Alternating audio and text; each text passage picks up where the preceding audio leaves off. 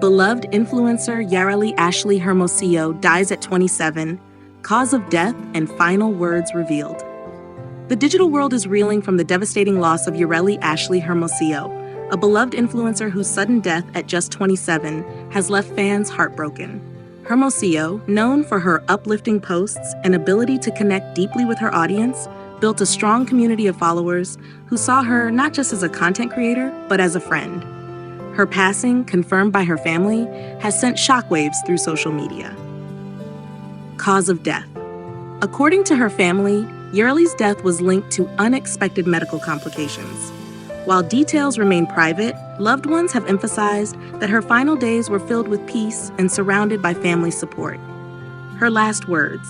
In a touching revelation, her family also shared her final words: "Tell them I love them and keep shining bright." Those words have already become a rallying cry among her followers, who are posting them across social media as a way of honoring her spirit. Remembering her impact. Yarely Ashley Hermosillo was more than an influencer. She was a voice of encouragement, spreading confidence, positivity, and resilience.